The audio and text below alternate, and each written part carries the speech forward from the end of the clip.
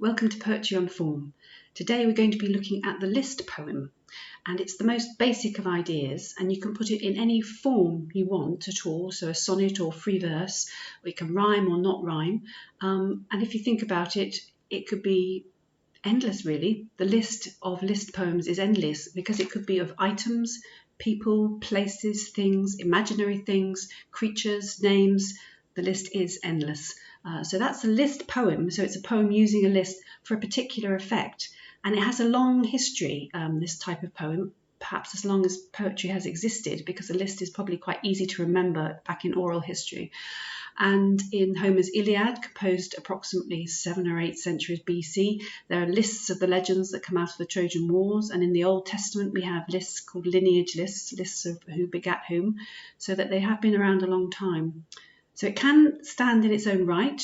It can be the first crack of a poem. So you're starting to write a poem and you start to get a list of words together, but it can also be in its own right. It sounds really accessible. It is accessible, almost humdrum, but it isn't simple necessarily. So you can think about your usual list, the usual things you list. Shopping list comes to mind, to-do list, favourite things, songs, list of New Year's resolutions, old boyfriends, girlfriends, pets. And you can use those lists to start a poem off. And you can think about the unusual lists in your life, the times you cried, times you sang, you fell in love, holidays you hated, places where you performed, lists in school reports, police reports, tax reports, knitting patterns. So you could go from baby clothes to grandma's shawl. There's a whole life in that list of knitting patterns, train station, etc. And the key with a list poem is in the placing. So it's a good idea if you are creating a list poem to gather your words together and to try different orders. It doesn't have to be a particular rhyme scheme, but lists do have a regularity about them. There's definitely a beginning, a middle and an end. And speaking of the end is usually strong or funny, a twist on the list that's come before. It can be a contrast. It can be a key or an answer to what the question the list has set up. And you can try different ways of starting your list. So in the poems that I'm going to read today, there's a couple of ways. One is a celebration, here's to, and another one is a placing, where. So we can see that in the examples that we're going to read today. So if we go for the where one, it's a lovely poem by the poet Owen Shears, and it's called My Grandfather's Garden. And he lists the things in his grandfather's garden that reminds him of his grandfather. By Owen Shears. Where bloodshot apples peered from the grass, and seed packets taught me the patience of waiting through a season. Where I cracked the seams of pods and fired out peas with a thumbnail pushed along the down of the soft inside.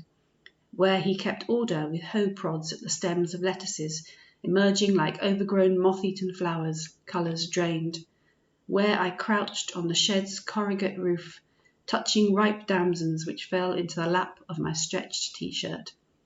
Where I have come now, a month after his death, the house and garden following him out of my life to cut back brambles and pack away tools. Where, entering the hollow socket of the shed, I hear damsons tap the roof, telling me there is no one to catch them. And that's from his poetry book, The Blue Book, published by Seren.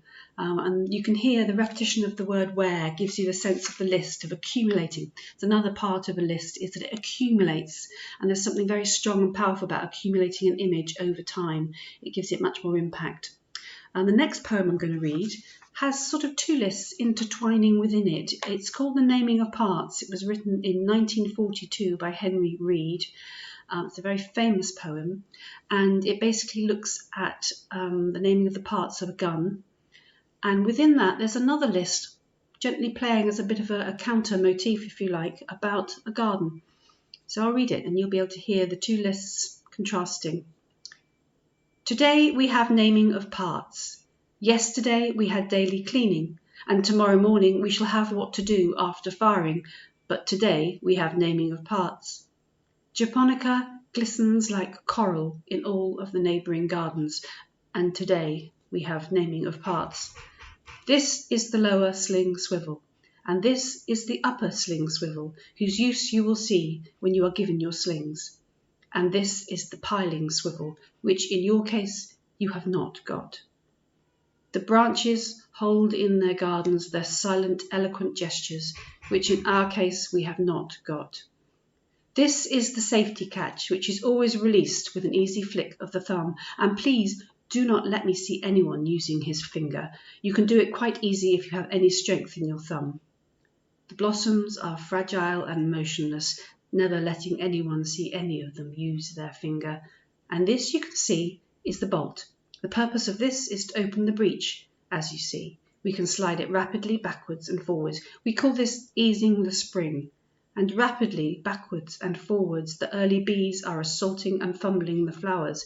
They call it easing the spring. They call it easing the spring. It is perfectly easy if you have any strength in your thumb, like the bolt and the breech and the cocking piece and the point of balance, which in our case we have not got, and the almond blossom, silent in all of the gardens, and the bees going backwards and forwards. For today we have naming of parts.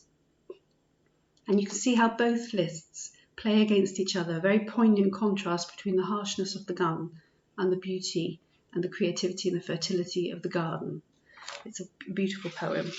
Finally, talking about lists, we have one called To the Building Trade by Matthew Sweeney. That's in his selected poems published by Cape. And this celebrates, I guess, the building trade. Here's to the building trade, to the renovations and facelifts, the fake Victorian facades, to the dust-muffled din that stops on Sundays, to the men that make it, especially one from Dalston who, after a pint or two and a ploughman's, fell. But the scaffolding stayed up till the flats were clean. Here's to the off-duty cabbie in the first-floor kitchen who saw him splatter on the pavement, to the mate with the trowel staring down, his questions unanswered, to the rent increase and the officer who set it. Here's to the young widow whose home's in this city, where migrant scaffolding, wherever she moves, will find her walls sometime. Interesting, isn't it? That poem changes tone quite quickly within that. So you've got a list of celebratory things. Here's to, and then you realise it's really not a celebration at all. So there you go. There's the list poem.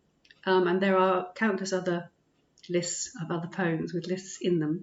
And you can see that most poems do have a list to some extent anyway. It's a bit of a structure and a basis. So it's really worth, when you're reading or writing your poetry, to look out for that particular structure and see how you can play with it and use it in your poetry if you want to. Thank you.